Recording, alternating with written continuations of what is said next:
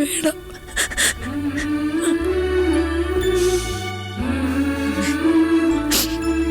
തരാം.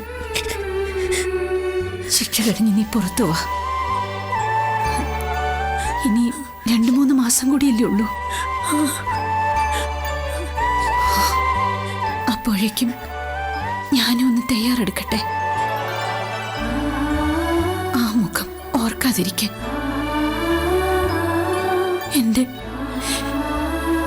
എന്റെ മോനെ ഉപേക്ഷിക്കാൻ.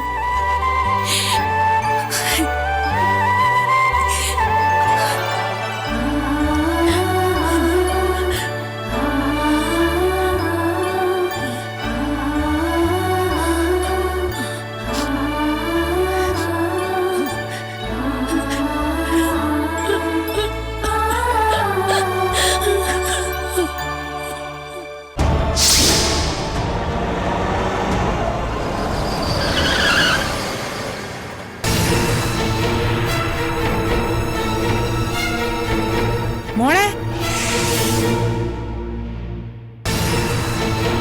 മോളെ അവള് വരുന്നുണ്ട്, അഭിരാമി.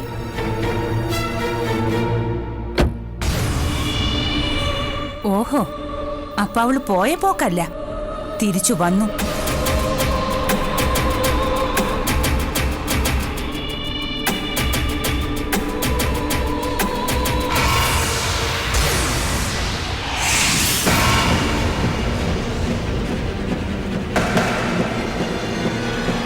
നിക്കേ.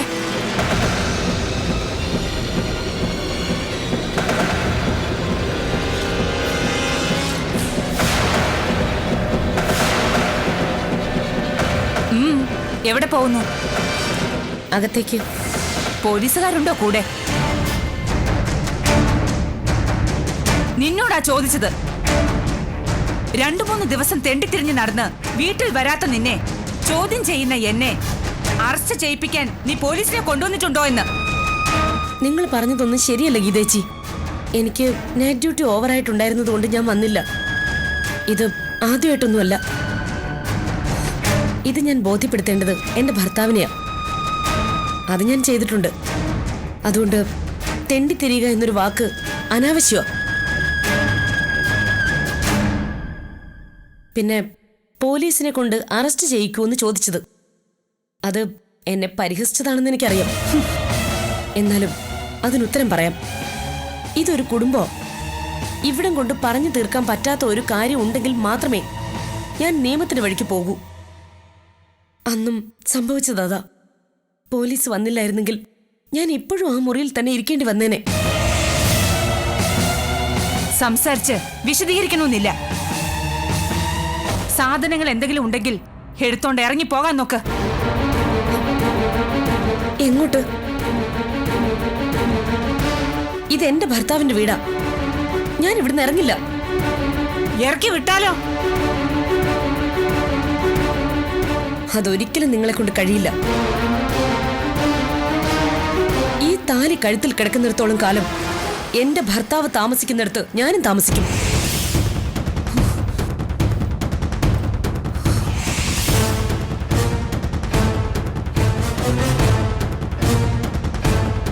അതിന് സമ്മതിച്ചില്ലെങ്കിൽ വീണ്ടും എനിക്ക് നിയമത്തിന്റെ വഴി നോക്കേണ്ടി വരും.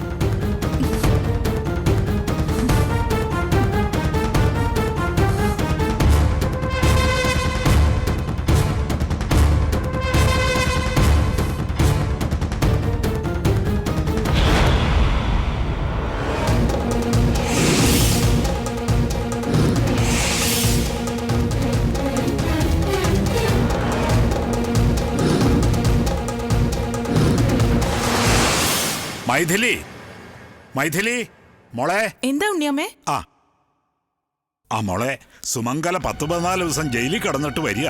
ആകെ ക്ഷീണിച്ച അവശതയായിരിക്കും. ഒന്നിനും ഒരു കുറവും വരുത്തരുത്. ഇവിടെ എന്തിനാ കുറവ്? ഞാൻ അടുക്കളയിൽ കയറിയ നിമിഷ നേരം മതി പടപടാന്ന് ആഹാരം ഉണ്ടാക്കും.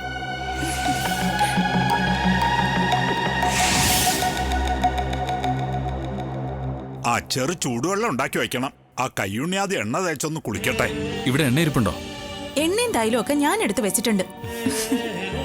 ജയിലിലെ പൊടിയിലും മണ്ണിലും ഒക്കെ ആയിരിക്കും കിടന്നത്. പാവം, ഓരോ കഷ്ടപ്പാടുകൾ വരുന്നതേ. വന്നിറങ്ങുമ്പോഴായിരിക്കും വീട് പണയപ്പെടുത്തിയത് കവിതയ്ക്കാണെന്ന് അറിയുന്നത്. അമ്മ ദേഷ്യപ്പെടും, ഉറപ്പാ.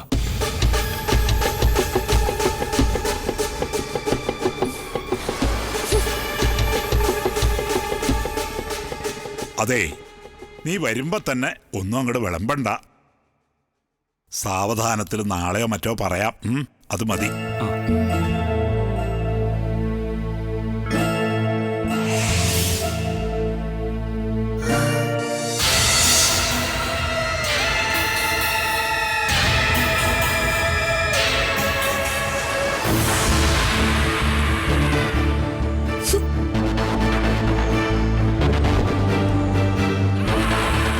നീയൊക്കെ ടെൻഷനിലാണല്ലോ. അമ്മ വരുമെന്ന് വിചാരിച്ചില്ല അല്ലേ? വരട്ടെ. വരുമ്പോ കാണാം. ഇന്നത്തടം കൊണ്ട് തീരും നിന്റെ സകല കളിയും.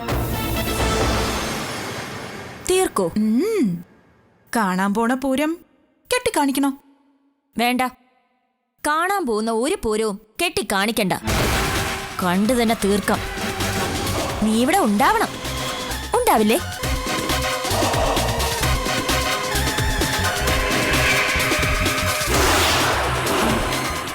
നീയ മനസ്സിലെന്തോ വെച്ച് പറയുന്ന പോലെ ഉണ്ടല്ലോ.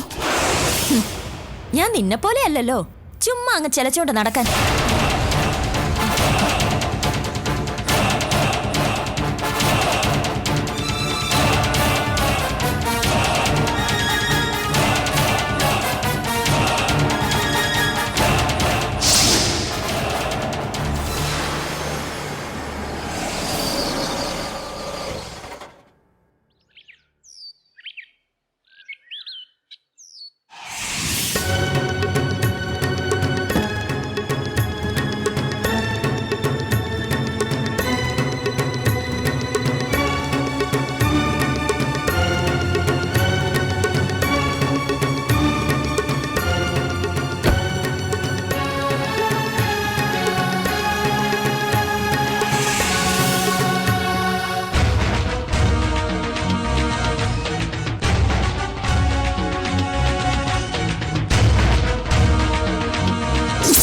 തല്ലിക്കൊന്നാലും എന്റെ അമ്മ ഇവിടുന്ന് കൊണ്ടുപോകാൻ ഞാൻ സമ്മതിക്കില്ല. ഞങ്ങൾക്ക് ഒരേ ഒരു അമ്മയാ ഉള്ളത്. അമ്മയെ കൊണ്ടുപോവല്ലേ സാർ, പ്ലീസ് സാർ. ഞങ്ങൾക്ക് വേറെ ആരുമില്ല. എന്റെ അമ്മയെ കൊണ്ടുപോവല്ലേ സാർ. അയ്യോ, കൊണ്ടുപോകലെന്ന് പറ അരവിന്ദേട്ട. അമ്മേ, അമ്മേ, അയ്യോ അമ്മേ, അരവിന്ദേട്ട, അമ്മേ.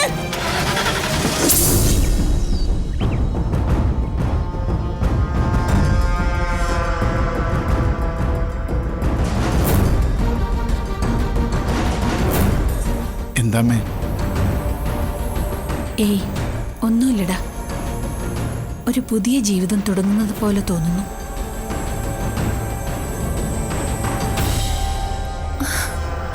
അമ്മ,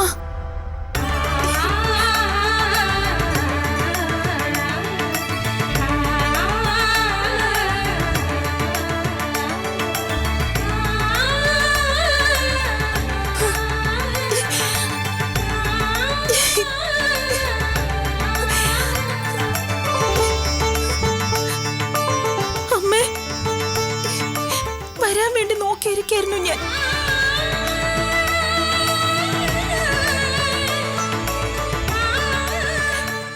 ദിവസമായി അറിയോ? 14 ദിവസം നിനക്ക് സുഖമായിരുന്നല്ലോ ഇവിടെ. അമ്മേ,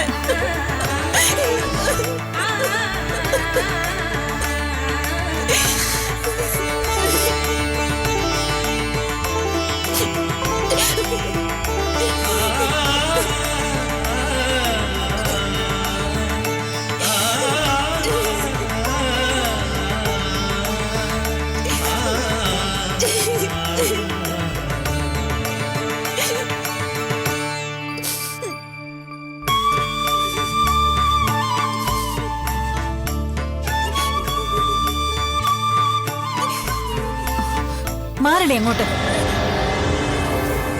ദേഹത്ത് മുഴുവൻ ജയിലിലെ പൊടിയും ചെളിയുമായിരിക്കുക. കെട്ടിപ്പിടിക്കാൻ വന്നിരിക്കുന്നു. അന്ന് പോലീസുകാരുടെ തല്ല് മുഴുവൻ കൊണ്ടപ്പോ സമാധാനായല്ലോ നിനക്ക്? എനിക്ക് മനസ്സിലായി. എന്നോട് ഇഷ്ടം കാണിച്ചിട്ട് നിനക്ക് അഴകത്ത് കയറി ഇങ്ങ് ഭരിക്കാനല്ലേ? അമ്മ വലിയ ആളാവൊന്നും വേണ്ട. വലിയ ആളായിട്ട് പോലീസുകാർ കൊണ്ടുപോയില്ലേ? അങ്ങനെ തന്നെ വേണം. മര്യാദയ്ക്ക് നടന്നേ അങ്ങോട്ട് വാ. എനിക്കിങ്ങനെ തന്നെ കിട്ടണം. നിക്കേ.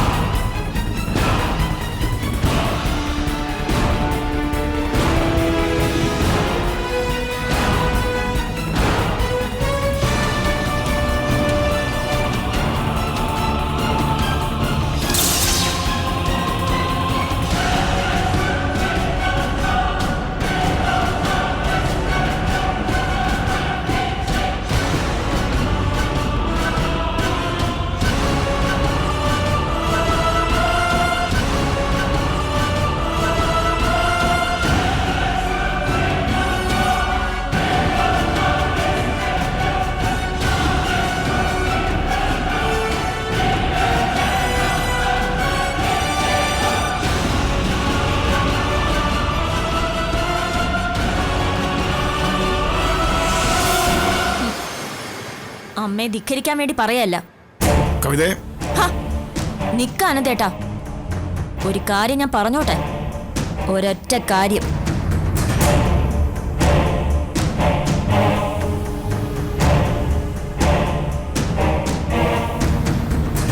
നീ ഒരു കാര്യം പറയണ്ട.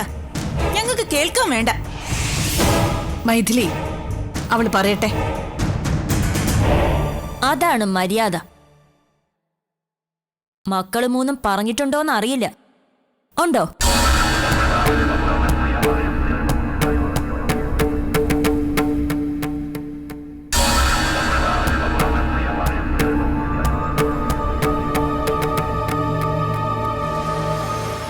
ഇല്ല.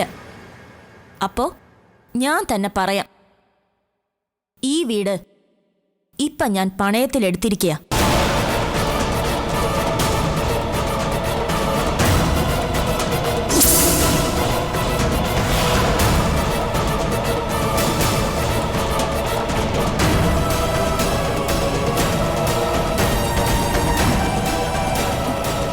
അത് ഞങ്ങൾ അറിഞ്ഞോണ്ടല്ല. അവസാന നിമിഷത്തിൽ അറിയുന്നത് ഇവളുടെ ആളാണ് പണയത്തിനെടുക്കാൻ വന്നതെന്ന്.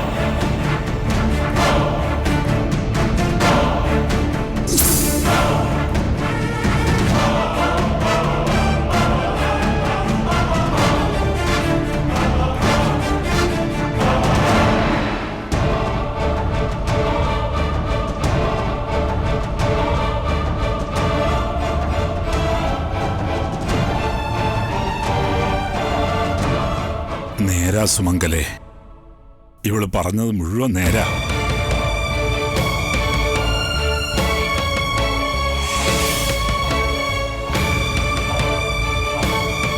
പാലാക്കാരന് ഒരു തോമാച്ചനാ പണയെടുക്കാൻ വന്നത്.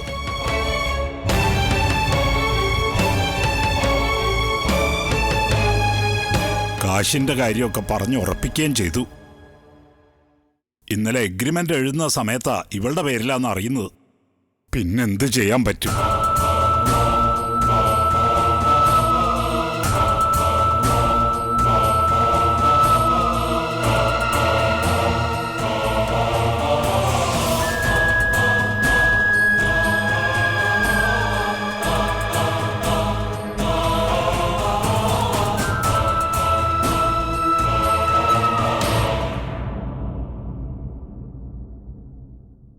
അറിഞ്ഞില്ല അമ്മേ. ഉണ്ണിയമ്മ പറഞ്ഞ പോലെ അവസാന നിമിഷത്തിലാ എല്ലാം ഇവളുടെ അടവാണെന്ന് അറിഞ്ഞത്.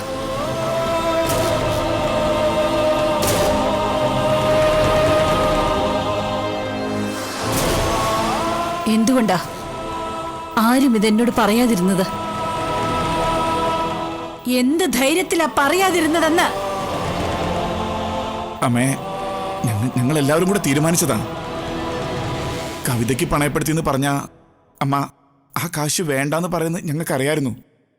അമ്മയെ ജാമ്യം കിട്ടിയില്ലെങ്കിൽ പിന്നെ ഞങ്ങൾ മക്കളാണ്. കിട്ടിയില്ലെങ്കിൽ വേണ്ട. ആയുഷ്കാലം ജയിലിൽ കിടക്കുന്നതല്ലേ ഇവളുടെ സൗജന്യത്തിൽ ജീവിക്കുന്നതിനേക്കാൾ നല്ലത്. അയ്യോ, അങ്ങനെയൊന്നും നിരാശപ്പെടണ്ട. ഇവിടെ അമ്മ താമസിക്കുന്നതിൽ എനിക്ക് ഒരു ഇഷ്ടക്കുറവുമില്ല. നമുക്കിവിടെ സന്തോഷമായിട്ട് കഴിയാം. പക്ഷേ ഇന്നു മുതൽ എന്റെ പണം പലിശ സഹിതം തിരിച്ചു തരുന്നത് വരെ അഴകത്തമ്മ ഈ ഞാനായിരിക്കും.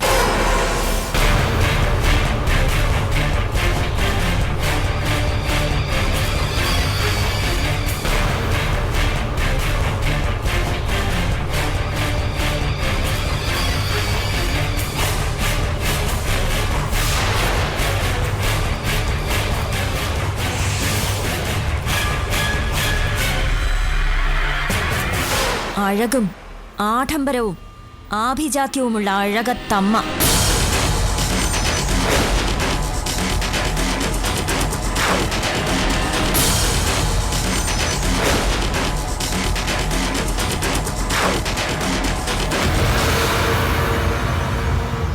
അതൊരു മോഹമാ മൈഥിലി. ചുമ്മാ മോഹിച്ചാ പോരെന്ന് ഇപ്പം മനസ്സിലായില്ലേ? നേടണം. നിനക്കിവിടെ താമസിക്കാം, അഴകത്തമ്മയുടെ അടുക്കളക്കാരിയായിട്ട്.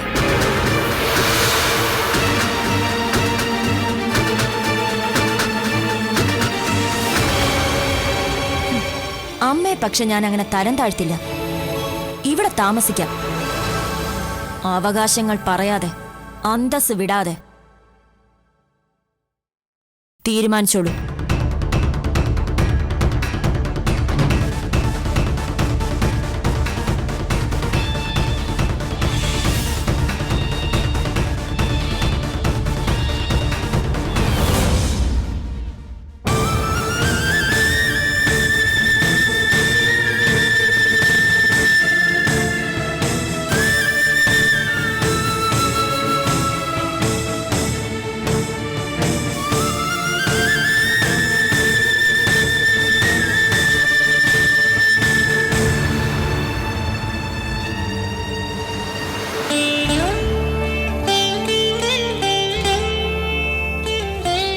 ഉണ്ണിയേട്ടനൊന്നും പറയാനില്ലേ?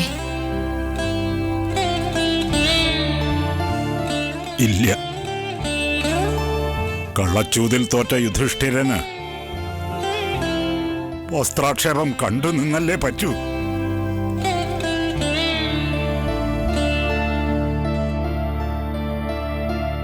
ഞാനിതൊന്നും കണ്ടു നിൽക്കില്ല.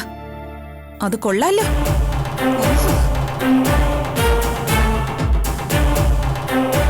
അരവിന്ദ, എന്താ അമ്മേ? ഈ വീട്ടിലെ ജംഗമ വസ്തുക്കളും പണയപ്പെടുത്തിയിട്ടുണ്ടോ? ഇല്ല. എന്നാൽ ഒരു കസേര ഇങ്ങെടുക്ക്. അല്ല, അനന്ത് കൂടി വരട്ടെ. തീരുമാനമാവുന്നത് വരെ ഇവിടെ പുറത്ത്.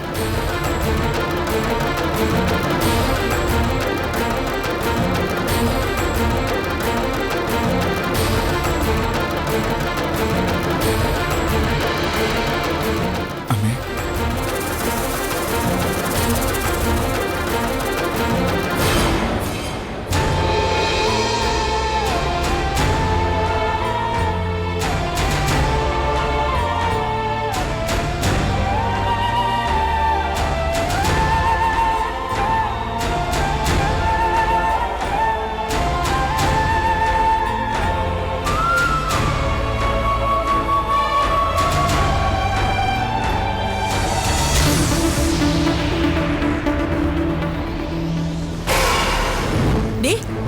നീ എന്താടി എന്റെ അമ്മയെ വീട്ടിൽ കയറ്റാത്തത്? പറയടി. മൈഥിലി, നീ പോ. പോവില്ല. അമ്മയോട് നീ ചെന്ന് മാപ്പ് പറ. ചെന്നാ കാല് പിടിച്ച് മാപ്പ് പറയാൻ.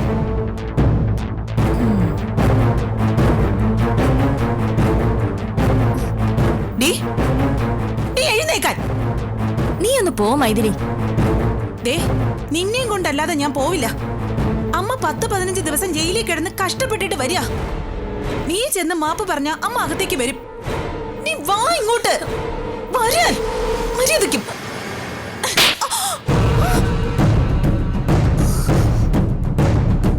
കൈക്ക് പിടിച്ച് വലിക്കുന്നോടി പന്നെ. ആരുടെ മുൻപിലാ നീ നിൽക്കുന്നതെന്ന് നിനക്കറിയോ? ഹ, അഴകത്തമ്മ. അഴകത്തമ്മയാ ഞാൻ.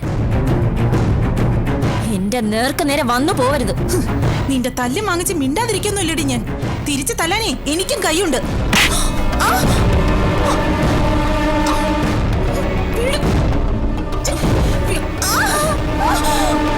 എന്റെ നേരെ കൈ പൊക്കിയാ ഈ കൈ ഞാൻ വെട്ടും. ആ പുറത്തിരിക്കുന്ന സ്ത്രീ ഉണ്ടല്ലോ, സുമംഗല. ഹ, അവർക്കും നിനക്കും ഒക്കെ ഇന്ന് ഞാനൊരു പേരിട്ടിട്ടുണ്ട്, അടിമ.